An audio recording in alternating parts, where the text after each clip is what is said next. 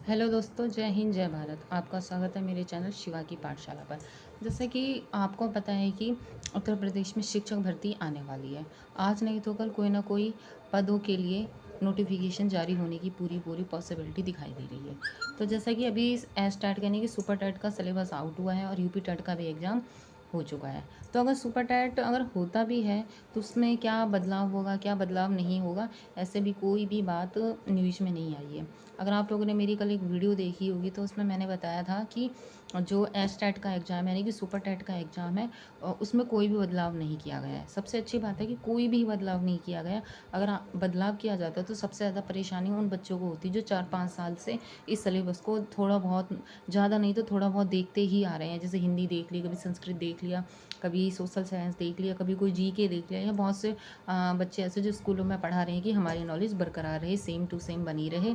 तो ये बदलाव नहीं हुआ है तो इससे आपको ही फ़ायदा है। अगर बदलाव हो जाता और हम इसी सिलेबस को 4-5 साल से पढ़ते रहते और बदलाव होने के बाद हमें पता लगता अब ये फिर से सेम तैयारी यानी कि इतना ही टाइम हमें इस नए सिलेबस को देना होगा, तो आप सोच सकते हैं कि कितनी परेशानी होती, हमें कितनी दिक्कतों का सामना करना पड़ता और हमारी पढ़ाई भी बहुत ज़्यादा डिस्टर्ब होती होती ही नहीं होती। तो आज की इस वीडियो में मैं ये बताऊँगी कि आपको सुपर टेट की तैयारी कैसे करनी है। एक हाउसवाइफ हैं या फिर ज़्यादातर मैं जैसे कि हाउसवाइफ है, मेरी भी शादी हो चुकी है। अभी मेरी शादी को ओनली 1.5 साल हुआ है। तो मैंने इससे पहले क्या सोचा था, जब मेरी शादी नहीं हुई थी, कि मैं अपने शादी होने से पहले पहले अगर सुपर टेट आ जाता है तो मैं उस हिसाब से टाइम दे पाऊँगी। अब शादी हो गई है तो उस हिसाब से टाइम दे पाऊँगी। वैसे मेरे पास टाइम बहुत रहता है। मैं तो यहाँ पे खैर बीएड हूँ और मेरे हस्बैंड है वो बीटीसी है। तो मैं बताऊँगी कि जो अगर जो सुपर टेट है वो डीएलएड वालों के लिए यानी कि प्राइमरी वालों के लिए आता है तो कैसे क्या करना है। खासकर हाउसवाइफ हैं, लड़कियां हैं जो अपने घर में रह के तैयारी करती हैं, या जो ये सोच सकती हैं कि बाहर क्या जाना, कोचिंग ले लेते हैं या यूट्यूब पे कोई कोर्स ले लेते हैं, आसपास छोटे शहरों में कोचिंग ले लेते हैं। कैसे क्या करना है, कैसे क्या नहीं करना है। तो हो सकता है ये मेरी वीडियो बहुत लंबी हो जाए। अगर वीडियो अच्छा लगता है तो वीडियो को लाइक करना, चैनल पर कमेंट करना और चैनल को सब्सक्राइब कर देना। और टेलीग्राम के लिंक को मैंने दिया है, वहाँ पे जाके ज़रूर करना। अगर आपको कोई पर्सनल बात करनी है कि सुपर टेट का सिलेबस चाहिए, नोट्स चाहिए, अगर आप ये चाहते हैं हिंदी के नोट्स चाहिए, यूपी टेट का कोई सिलेबस चाहिए या कुछ भी चाहिए, तो मैं आपको अपने टेलीग्राम चैनल पर प्रोवाइड करवा दूँगी। तो देखिए, ये वीडियो ज़्यादातर उन लेडीज़ों के लिए जो अपने घर में अभी फ़िलहाल ही शादी हुई है या 1-2 बच्चे हैं उनके, या फिर जिनको ऐसा लगता है कि हम अपने ससुराल में रह के ही तैयारी कैसे करें, या मायके चले जाएँ या कहीं कोचिंग कर लें या कोई लाइब्रेरी चले जाएँ, या हम कहीं दूर से लखनऊ, प्रयागराज, कानपुर कहीं भी चले जाएँ, तो कैसे क्या करना है मैं आपको बताती हूँ। देखिए, आज की इस वीडियो में सबसे बड़ी बात उन लड़कियों के लिए है कि जो अपने घर में रह रही हैं, मैरिड और अनमैरिड। देखिए, बहुत से फैमिली ऐसी है जो अपने बेटियों को बाहर नहीं भेज सकती है, जैसे कि सेफ्टी नहीं होती है, सुरक्षा नहीं होती है, तो अपनी बेटियों को वो लोग बाहर नहीं भेजना चाहते हैं। वो यही ज़्यादातर कहेंगे, जैसे कि फ़ोन आ गया है तो फ़ोन से कोई कोर्स दिला देंगे या फिर आस-पास छोटे शहरों में कोचिंग करा देंगे, ऐसा कर लेते हैं। और जो हाउसवाइफ़ हैं, वो अगर जाना भी चाहेंगी, जैसे किसी के पास साल भर का बच्चा है, 1.5 साल का बच्चा है, महीने भर का, 2 महीने का, 6 महीने का बच्चा है, तो उसे छोड़ के कैसे जाएँ? देखिए, छोटे बच्चे तो अपनी माँ के बिना बिल्कुल नहीं रह पाते हैं। और चले भी जाते तो हमारा जो मन होता है हमारे बच्चे में ही रखा रहता है, अरे मेरे बच्चे ने खाना खाया, दूध पिया है कि नहीं, क्या क्या कर रहा होगा। और फिर सपोज़ करो बहुत सपोर्टिव भी फैमिली होती है तो भी कहीं न कहीं बच्चे को माँ की ज़रूरत फ़ील होने लगती है। तो ज़्यादातर क्या होता है ऐसी कंडीशन में, तो जो लेडीज़ हैं, हाउसवाइफ़ हैं, जो पेरेंट बन गई हैं, यानी कि मम्मी बन गई हैं, तो उनके लिए ये सब चीज़ें हैंडल करना बहुत टफ़ हो जाता है। मतलब इसमें दिक्कतों का सामना करना पड़ता है, आपकी पढ़ाई भी डिस्टर्ब होती है, हेल्थ भी डिस्टर्ब होती है, बच्चे की जो केयर होती है वो भी डिस्टर्ब होती है। मतलब सब कुछ कहीं न कहीं आपका डिस्टर्ब बना रहेगा। अगर आप बच्चे पे ध्यान देंगे तो पढ़ाई नहीं हो पाएगी, पढ़ाई पे ध्यान देंगे तो बच्चा नहीं हो पाएगा। तो देखिए, सबसे पहले उन लड़कियों की मैं बात करूँगी जिनकी फ़िलहाल में शादी हुई है और कोई बेबी नहीं है और जो अनमैरिड है। देखिए, अगर आप अनमैरिड हैं और घर के बाहर जाना चाहती हैं, तो बिल्कुल बेशक थोड़ा पेरेंट्स को समझाइए कि ये लास्ट मौका है मेरे पास, मुझे जाना है अपनी कोचिंग के लिए। और एक बार ध्यान रखिए, आपके पास ये लास्ट मौका है। अगर बीजेपी की सरकार रहती है तो ये लास्ट मौका है। अगर बाहर जाते हैं तो सिर्फ़ और सिर्फ़ अपनी पढ़ाई पे ध्यान देना है। आपको ये नहीं, अरे मौका मिला है एस टेट के बहाने, सुपर टेट के एग्ज़ाम देने की वजह से हम थोड़ी पढ़ाई कर लेते हैं, थोड़ा घूम लेते हैं, थोड़ा फिर लेते हैं। ये देखिए, ये मौका ऐसा है कि अगर सुपर टेट आपका निकल गया तो पूरी ज़िंदगी आप घूमेंगे, फिरेंगे, मौज करेंगे। लेकिन अगर ये एग्ज़ाम नहीं निकला तो आपको फिर से बंदिशों में अपने घर आना पड़ेगा, ससुराल आना पड़ेगा, अपने घर पे आना पड़ेगा। हो सकता है कि शादी कर दी जाए और फिर आप इतनी बंदिशों में हो जाएँगी कि चाहते हुए भी आप नहीं निकल पाएँगी। फिर आपको सोचना पड़ेगा पड़ेगा कि मैं यूट्यूब चैनल बना लूँ, सिलाई कढ़ाई कर लूँ या कुछ ऐसी छोटी मोटी जॉब कर लूँ, स्कूल में पढ़ाने लगूँ। अब आपको पता है कि प्राइवेट स्कूल में कितना काम लिया जाता है। अभी तक मैं भी प्राइवेट स्कूल में पढ़ा रही थी, बहुत ज़्यादा मुझे थकान होने लगी थी। मैं अपनी फैमिली को भी टाइम नहीं दे पाती थी और अपने अपने आप को मैं बिल्कुल भी पर्सनली केयर नहीं कर पाती थी। मतलब हेल्थ इश्यू होने लगे थे। अगर नहीं भी हो भी रहे थे तो मुझे उतनी सेटिस्फेक्शन नहीं मिल रही थी कि मैं हाँ स्कूल जाऊँ और पढ़ाऊँ। और शादी से पहले की बात देखिए, सभी की अलग बात होती है। वहाँ हमारे मतलब हमने काम किया नहीं किया कोई बात नहीं, हम स्कूल से आए सो गए, खाना नहीं भी बनाएंगे कोई बात नहीं। अगर मान के चलो स्कूल पढ़ा भी है, अगर हमारी फैमिली की ज़रूरत है तो हम आके पढ़ाई तो कर लेंगे, खाना भी नहीं बनाना पड़ेगा। और मतलब बहुत सी ऐसी छोटी छोटी चीज़ें हो जाती हैं जिन पे हमें ध्यान देने की ज़रूरत नहीं है, ओनली पढ़ाई करने की ज़रूरत है। लेकिन ऐसी चीज़ें शादी के बाद नहीं हो पाती हैं। अगर हमारी ससुराल की जो फैमिली होती है, इन लॉज होते हैं, वो सपोर्टिव भी होते हैं ना, तो एक अच्छी लड़की के लिए, एक संस्कारी लड़की के लिए उसे यही लगेगा पहले मैं अपना खाना बना देती हूँ, अपने पेरेंट्स को खाना दे देती हूँ, सब कुछ कर देती हूँ, तब मैं पढ़ाई करूँगी। और देखिए अगर और एक बात बता देती हूँ आपको, जिस फैमिली में हस्बैंड लोग हैं या फिर जेंट्स लोग हैं, सुबह 6 बजे ड्यूटी निकल जाते हैं, 5:30 बजे ड्यूटी निकल जाते हैं, 6 बजे या 6:30 बजे, 7 बजे ड्यूटी निकल जाते हैं, तो मुझे लगता है उन लेडीज़ों को, उन हाउसवाइफ को सुबह 5 बजे या 4 बजे उठ जाना पड़ता होगा। उनके लिए पूरा खाना बनाना पड़ता है, नाश्ता बनाना पड़ता है, घर का काम करना पड़ता है। फिर वो ड्यूटी भी जाते हैं तो हारे थके आते हैं, उनके भी हाथ पाँव दबाने होते हैं, उनका भी केयर करनी होती है। ऐसा होता है शाम को देखिए, अगर कोई हस्बैंड वाइफ 12-12 घंटे को ड्यूटी भी कर रहे हैं, हस्बैंड है या फिर जेंट्स आपके फैमिली मेम्बर भी अगर 12-13 घंटे बाद या 8 घंटे बाद जॉब करके आ रहे हैं, तो आपका क्या फ़र्ज़ होता है कि हाँ हमारी फैमिली, यानी कि जैसे ससुर हो गए या कि किसी की मदर इन लॉ भी जॉब कर रही होती है, तो वो जॉब से आती हैं घर पे, तो हम बहुओं का यही फ़र्ज़ होता है कि हम उनको पानी दें, चाय दें, खाना दें। और वो इतने हारी थकी आई हैं तो हमारा पूरा फ़र्ज़ रहता है हम उनकी केयर कर सकें। ये सब चीज़ें ज़्यादातर फैमिलियों में होंगी और होती भी हैं। अब देखिए हस्बैंड सुबह चले जाते हैं, शाम को 4 बजे आते हैं या 5 बजे भी आते हैं। देखिए अगर वो उसके बाद हस्बैंड के पास और भी काम होते हैं घर गृहस्थी के अलावा, जैसे बाहर दुकान देखनी है या फिर कुछ और करना है, कई लोगों ने कोचिंग ज्वाइन कर रखी होगी या कुछ और भी काम होते हैं, तो मुझे नहीं लगता कि किसी के हस्बैंड स्कूल से आने के बाद या कोई जॉब करने के बाद वो घर पे ही रहते होंगे। एक आधा घंटा आराम करते, फिर वो अपना घर बाहर का काम देखने चले जाते, क्योंकि वो भी बहुत ज़रूरी है। जैसे एक लेडीज़ के लिए घर का काम ज़रूरी है, बच्चे संभालने ज़रूरी है, जॉब के साथ साथ उसे रोटी पानी कपड़ा ये सब करने की ज़रूरत है। वैसे एक हस्बैंड को मतलब कि जॉब करने के अलावा और भी बाहर के काम करने ज़रूरी होते हैं। तो ये बातें दोनों कैंडिडेट पे डिपेंड करती हैं कि कौन कैसे क्या काम करना चाहता है। और जिम्मेदारियाँ हो जाती हैं शादी के बाद, तो निभानी बहुत ज़रूरी हो जाती है कि नहीं हो जाती। तो मैं ये कहना चाहती हूँ, अगर आप एक मैरिड लेडी हैं और आपकी फैमिली सपोर्टिव है, तो और सपोर्टिव फैमिली होती है, अगर हम सुबह उठते हैं जल्दी 4 बजे, तो क्या होता है हमारी नींद कंप्लीट नहीं हो पाती है। जैसे कि मेरा क्या है, सबसे बड़ा इशू रहता है कि नींद मेरी बिल्कुल भी कंप्लीट नहीं होती। मुझे कम से कम प्रॉपर 8 घंटे की प्रॉपर नींद चाहिए होती है या 9 घंटे की नींद चाहिए होती है, तब मेरी बॉडी अच्छे से काम कर पाती है। हो सकता है कि सबकी जो नींद की जो इम्यूनिटी होती है, नींद की जो नीड होती है ना, वो अलग अलग होती है। जैसे मेरे हस्बैंड हैं, उनको ज़्यादा नींद नहीं आती, उनको ओनली 6 आवर की नींद कंप्लीट पूरी होती है। अगर उनकी 6 की नहीं है तो वो बीमार पड़ जाएंगे या उनको थोड़े से सर में दर्द होने लगेगा या आँखें सूज जाएंगी, ऐसा होता है। लेकिन मेरा क्या है, 8 या 9 घंटे की नींद मुझे चाहिए होती है, तब मैं अपना पूरा दिन बिना सो ही गुजार सकती हूँ। अगर मैंने 6 घंटे की नींद ली है या 5 घंटे की नींद ली है, तो मुझे ना दिन में नींद ज़रूर आएगी, 1 घंटे के लिए या 2 घंटे के लिए, ऐसा होता ही होता है।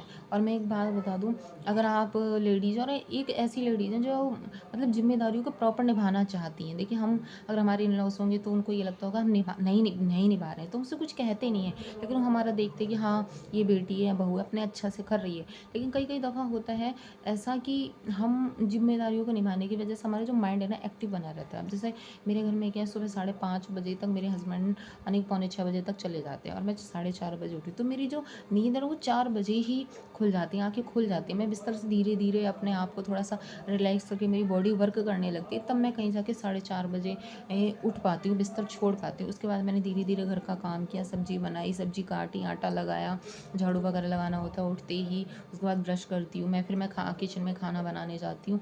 और उसके बीच में मुझे छोटा मोटा जैसे चाय बनानी है, अभी कुछ और दूसरी सब्जी बनानी है। जैसे अब जो बंदा जॉब करेगा वो कोई खाना अधूरा तो लेके नहीं जाएगा, कभी कोई भी डिमांड है, कभी तो मुझे पूरे करने होते हैं तो मैं 1 घंटे के अंदर कोशिश करती हूँ वो कर दूँ। उसके बीच में बिल्कुल भी नहीं बैठती हूँ, ना बिल्कुल फ़ोन चलाती हूँ, कुछ नहीं करती हूँ। सिर्फ़ और सिर्फ़ मेरा यही टारगेट रहता है, यही फ़ोकस रहता है कि मैं अपने हस्बैंड को पूरा खाना बना के दूँ, क्योंकि वो सुबह के गए हुए रात को ही आएँगे, तो उनके लिए खाना बहुत ज़रूरी है। ये ज़्यादातर सभी हाउसवाइफ़ के साथ होगा, ठीक है? अगर आप इर्रेस्पॉन्सिबल हैं और ज़िम्मेदारियों में निभाने में आगे नहीं है, तो फिर आप अपने हिसाब से मैनेज कर सकते हैं, या फिर वो कहीं न कहीं आपको मन में लगेगा, या आपको 2 दिन बाद 4 बातें सुनने को मिलेंगी कि तुम ऐसा नहीं करती हो, तुम ऐसा नहीं करती हो। कोशिश करो कि आप अपना पूरा 100% दो। आप अपनी तरफ से 100% दे रहे हो ना, तो आपको कभी भी कुछ सुनने को नहीं मिलेगा।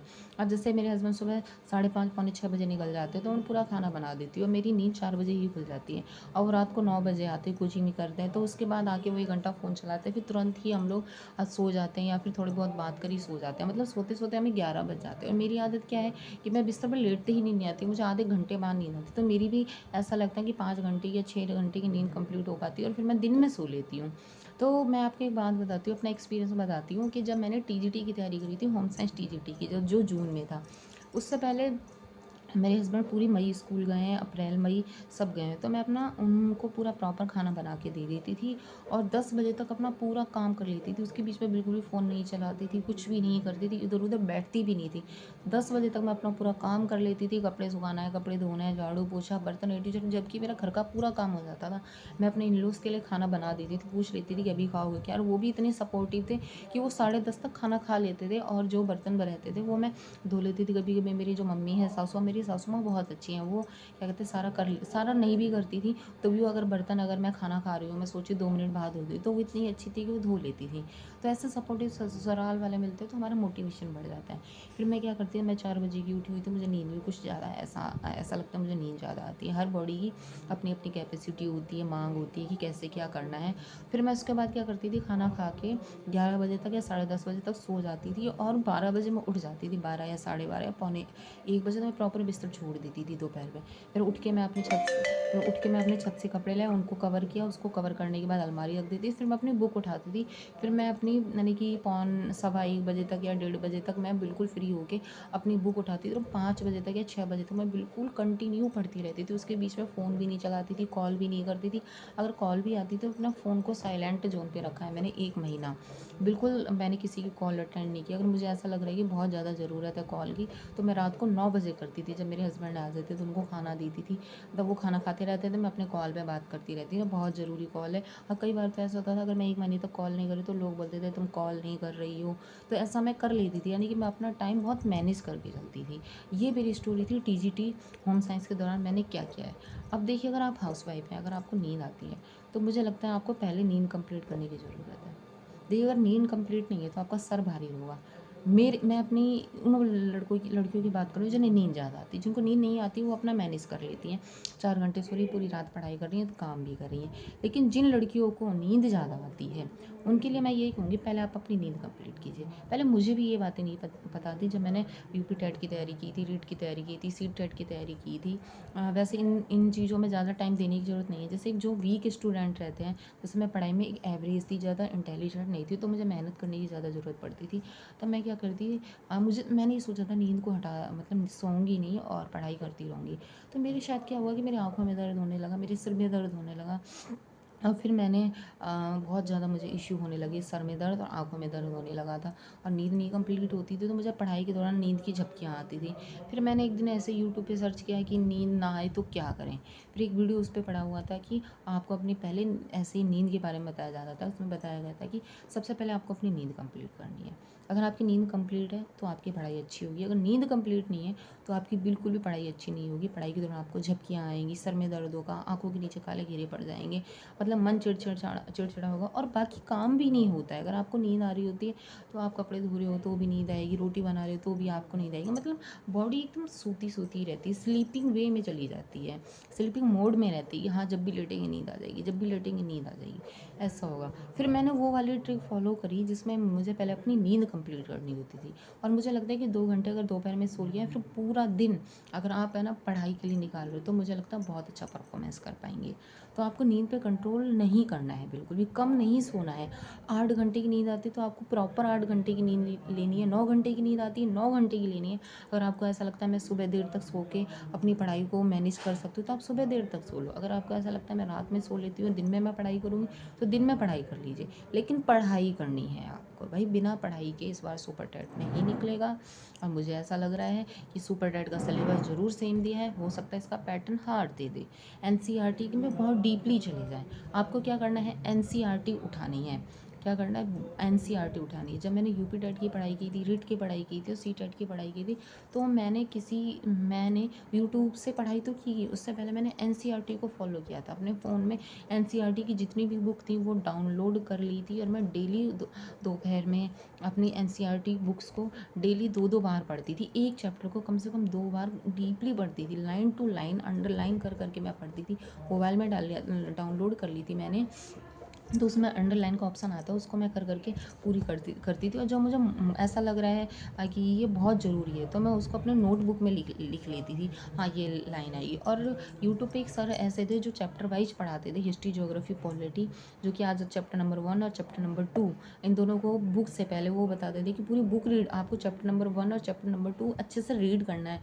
1 टाइम नहीं, कम से कम 2 टाइम्स आपको पूरी बुक पूरे चैप्टर रीड करना है। फिर आपको शाम को PYQ होता था उस यूट्यूब चैनल पर, और वहाँ पे फिर मैं अपना परफॉर्मेंस देखती। तो मुझे सी टेट पर बहुत जल्दी मार्क्स कवर करने को मिल गया, मैंने बहुत जल्दी सी टेट निकाल लिया। क्यों निकाल लिया, जैसे कि मैं एक औसत लड़की रही हूँ, पढ़ाई में ज़्यादा अच्छे मार्क्स मैं कभी लेके नहीं आई हूँ। अगर किसी दिन मैं आपको अपनी पूरी जर्नी दिखाऊँगी, मेरा 10th में बहुत ही कम नंबर है, इस चीज़ का मुझे आज तक रिग्रेट है। 50% ही है, 12th में मेरे ठीक ठाक है, उसके बाद मेरे ग्रेजुएशन में भी कम नंबर रह गए। तो मुझे ऐसा लग रहा है मुझे सिलेक्शन लेने में कहीं ना कहीं परेशानी आने वाली है।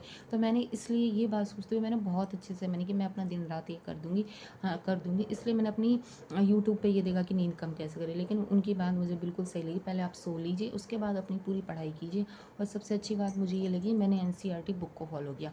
आपको हिंदी पढ़नी है, एनसीईआरटी की ग्रामर भी पढ़िए। एनसीईआरटी की ग्रामर भी प्रोवाइड हो जाती है स्कूलों में, सीबीएसई स्कूल होते हैं, या फिर आप अगर सर्च करेंगे ना तो नेट पे सर्च करेंगे कहीं भी, जो सीबीएसई द्वारा जो बुक अलाउड की जाती है, नहीं प्रोवाइड की जाती है, अलॉट की जाती है, वो वाली बुक लेके आइए।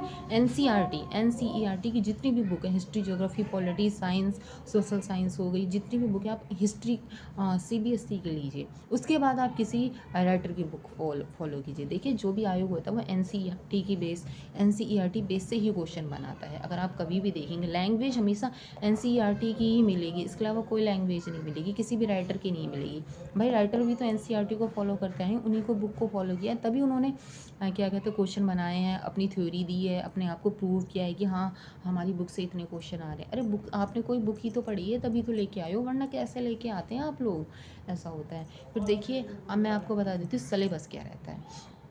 अब ये तो बात थी मैरिड लड़कियों के लिए। अब जैसे लड़के हैं, अब मैं लड़का नहीं हूँ तो मुझे इतना लड़कों का आइडिया नहीं, लेकिन मैंने हाउस वाइफ के लिए यही पता है, अगर आपको नींद आती है तो प्लीज़ पहले अपनी नींद कंप्लीट कीजिए। और जिनके पास बच्चे हैं, तो मैं तो ऐसे कहती हूँ कि आप अब अपने घर में 1-2 महीने के लिए काम वाली लगा लीजिए, या फिर आप अपने मायके चली जाइए। अब मैं तो कहती हूँ अगर ये वाली वीडियो इन लॉस देख रहे हैं या किसी के पेरेंट्स देख रहे, तो प्लीज़ प्लीज़ हाथ जोड़ के मेरी रिक्वेस्ट है, उन बहुओं को, उन बेटियों को सपोर्ट कीजिए। क्योंकि अगर आपके घर में एक बार गवर्नमेंट जॉब आ गई ना, तो सबसे ज़्यादा खुशी आपको ही होगी कि हमारी बहू गवर्नमेंट जॉब में है, एक गवर्नमेंट टीचर है, और आपकी बेटी एक गवर्नमेंट टीचर है। आगे शादी में कोई परेशानी नहीं आएगी। और सबसे अच्छी बात है कि हम गवर्नमेंट जॉब इसलिए नहीं करते हैं कि हमारी शादी में परेशानी ना हो या कुछ भी, हम इसलिए करते हैं हम अच्छा जीवन जी सकें, एक सिक्योर लाइफ जी सकें। हम अपने बच्चों के लिए, अपने पेरेंट्स के लिए ये सब चीज़ें करते हैं।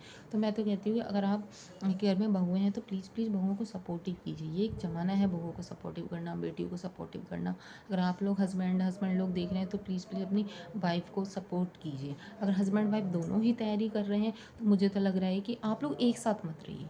हस्बैंड वाइफ अगर घर में साथ होते हैं तो वो एक दूसरे की तरफ मतलब इतना ध्यान नहीं जा पाता है। हस्बैंड को अपने घर रहना चाहिए, वाइफ को अपने घर रहना चाहिए, या फिर मजबूरी है कि हाँ मुझे ससुराल में ही रहना है, तो दोनों में से किसी एक को लाइब्रेरी ज्वाइन कर लेनी चाहिए, तभी आप अच्छे से पढ़ाई कर पाएंगे। अगर आपका मन इतना ऐसा है कि हम एक दूसरे को सपोर्ट कर सकते हैं तो बहुत अच्छी बात है। अब जैसा मेरा रहता है कि रहता है कि मैं एकदम अकेले पढूँ, या मुझे यूट्यूब गाइड कर सकता है। जैसे मेरी तो नई-नई शादी हुई है, 1.5 साल ही हुआ है, तो मुझे अपने हस्बैंड के बारे में इतनी चीज़ें नहीं पता है, नहीं हो पाती है। लेकिन जो मेरे पहले के बहुत दोस्त हैं, वो मुझे फ़ोन पे बताते रहते हैं, व्हाट्सएप पे बताते रहते हैं, ऐसे-ऐसे करना है। तो अगर मैंने उनकी कई चीज़ें फ़ॉलो की, तो मुझे बहुत बेनिफिट हुआ है। जैसे उन्होंने बताया कि अगर आपको अपर प्राइमरी का सुपर टेट आता है, तो आपको 9th से लेकर 12th तक की बुकें पढ़नी हैं।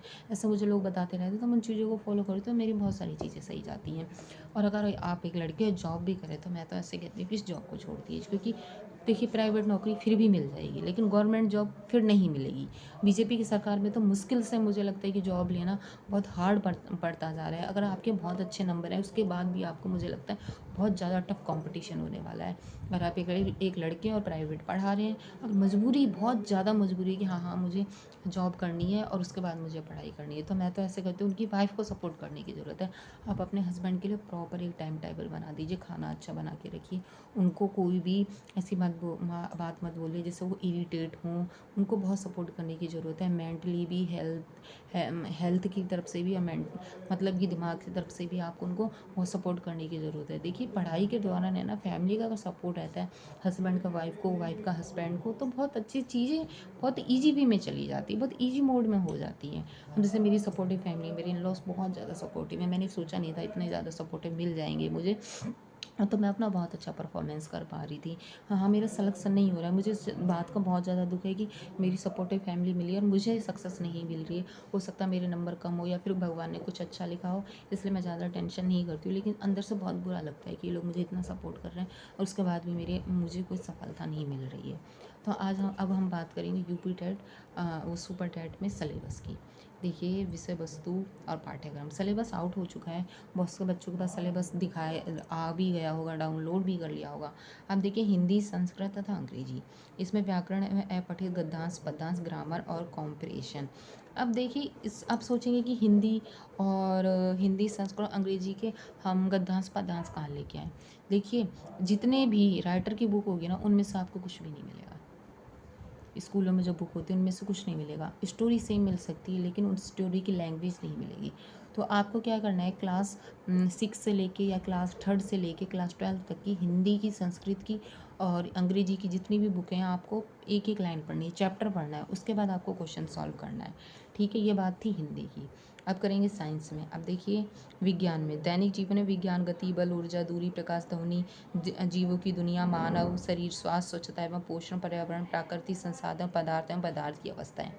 इसमें भी आपको एनसीईआरटी पढ़ने की ज़रूरत है, वो भी 6 से लेके, 6 से ना लेके तो आप है ना 3rd से लेके पढ़िए। देखिए 3rd से लेके पढ़ते तो बहुत सारी चीज़ें हमारी क्लियर होती चली जाती है। एनसीईआरटी पढ़नी है आपको, ना कि वो उत्तर प्रदेश की बुक, वो भी पढ़नी है, लेकिन सबसे ज़्यादा आपको एनसीईआरटी पे फोकस करना है। बहुत सारी चीज़ें मैंने देखी एनसीईआरटी से ही मैच हो गई हैं, क्योंकि कई बुक्स ऐसी हैं जो एनसीईआरटी का ही सिलेबस उठा के रख दिया है। अगर आपको ऐसा लगता है कि यूपी बोर्ड की बुक पढ़ने, तो आप UP board plus CBSE board की बुक पढ़नी है। ठीक है, ऐसे ही सेम गणित में करना है आपको, क्लास 3rd से लेके क्लास 12th तक, नहीं तो 10th तक आपको पढ़ना है।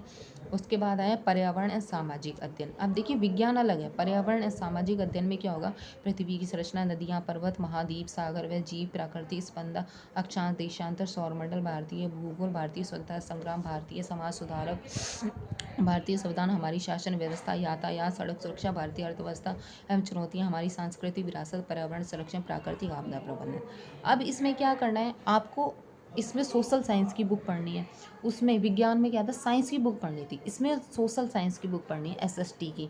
ठीक है, और इसमें पर्यावरण लिखा है, तो पर्यावरण किस क्लास में चलता है, 3rd में चलता है, 4th में चलता है, 5th में चलता है, ये पढ़ना है। ठीक है, उसके बाद शिक्षण कौशल आ गया ना, शिक्षण विधियाँ यानी कि टीचिंग मेथड। आपको टीचिंग मेथड में ये नहीं करना है कि किस राइटर ने क्या थ्योरी दी, उसके अंदर डीप नॉलेज लेनी है आपको। ठीक है, एक एक लाइन पढ़नी है आपको। ठीक है, जो भी सिलेबस है ना, इस बार आप वन लाइनर नहीं पढ़ेंगे, लाइन टू लाइन पढ़ेंगे, बुक्स को पढ़ेंगे।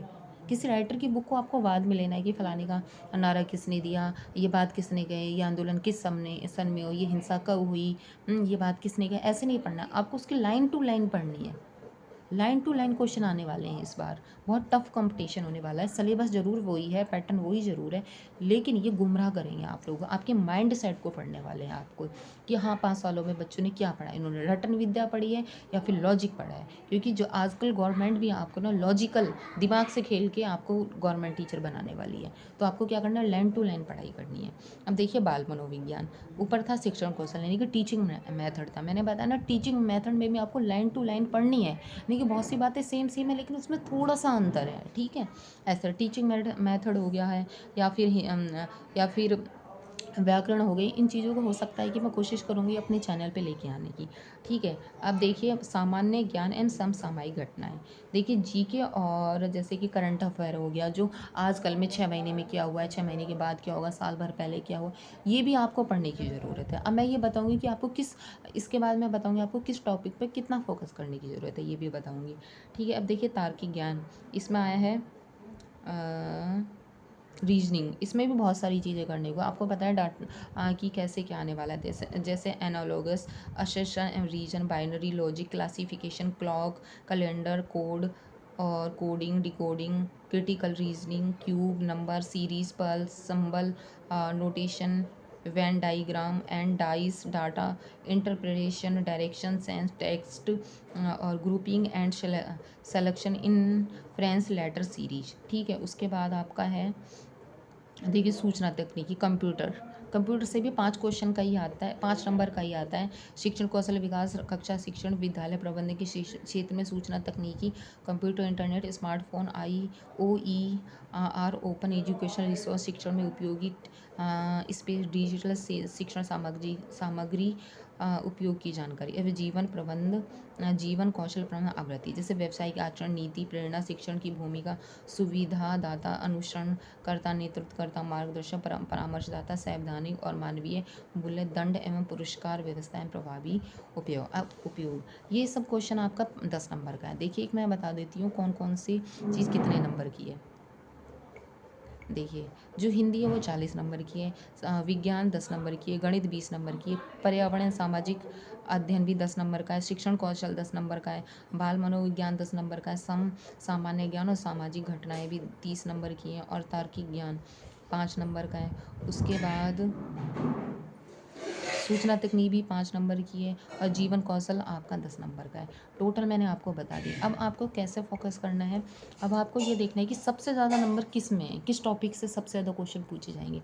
मुझे लग रहा है सबसे ज़्यादा टॉपिक आपके हिंदी से, संस्कृत से और व्याकरण नहीं, अब देखिए व्याकरण, हिंदी, संस्कृत और अंग्रेजी, इनमें आपको 40 नंबर का पोर्शन आएगा। 40 नंबर का, सबसे अच्छी बात है कि 40 नंबर में 40 40 नंबर में आपको क्या होगा, 10 नंबर की मान के चलिए हिंदी मान ली, 10 नंबर की संस्कृत और 10 नंबर की अंग्रेजी, उसके बाद व्याकरण।